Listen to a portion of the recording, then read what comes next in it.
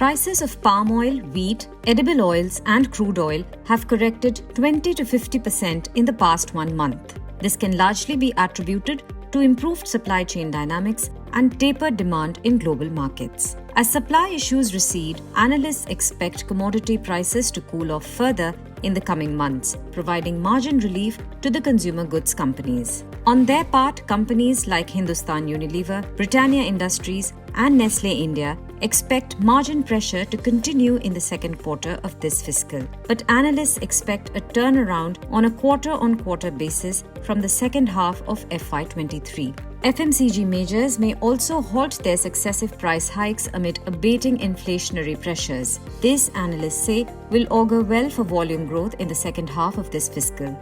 We believe that the fall in commodity prices should benefit the FMCG sector in the second half of this year. This solves at least one part of the problem for the sector, which was high input costs, which was leading to margin pressures. The other half of the problems for the sector is volume growth and sustenance of volume growth, which remains an area of concern. But companies which are showing market share gains, companies like Varun Beverages, companies like HUL should benefit from the lower commodity prices significantly because they are gaining market share in the significant part of their portfolio. Another company which we like in this space is ITC. Here too, we are seeing cigarette volumes picking up, apart from FMCG business also doing well. Another big positive for ITC is lower focus globally on ESG and ESG related investing, which has led to inflows in ITC and thereby outperformance. We believe this outperformance should continue. So our top picks in the sector are ITC, Varun Beverages and HUL. The festive season and normal monsoons are other triggers that are likely to boost consumption. The impact of the record high inflation has been seen on the demand to a certain extent, but then that has been very limited so far.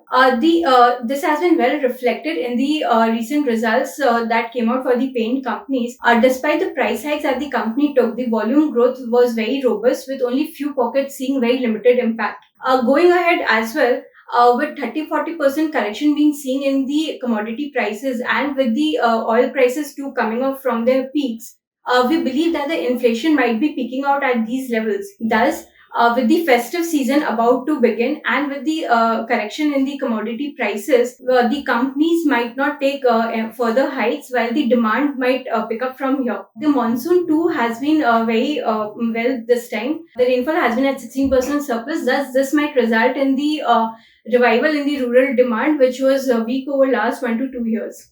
Thus, the overall outlook for the FMCG sector remains positive, as we see that the demand is expected to pick up from here, while the commodity prices softening would result in the trend reversal of the EBITDA margins, which would start reflecting from the second half of FY23. According to a Nielsen IQ report, an 8% value growth in the first half of 2022 indicates a positive outlook for the current calendar year. It expects the FMCG sector to grow in double digits this year.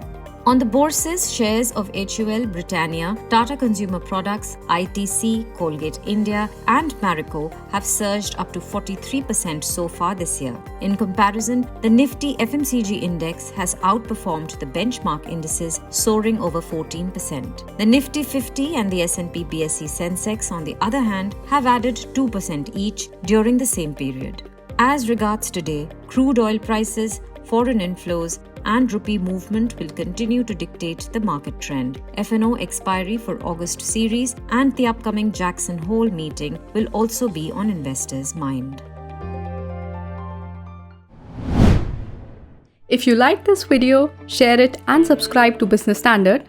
For more news, views and insights, log on to www.business-standard.com. Do also follow us on YouTube, Twitter, Facebook, Instagram, Telegram and LinkedIn.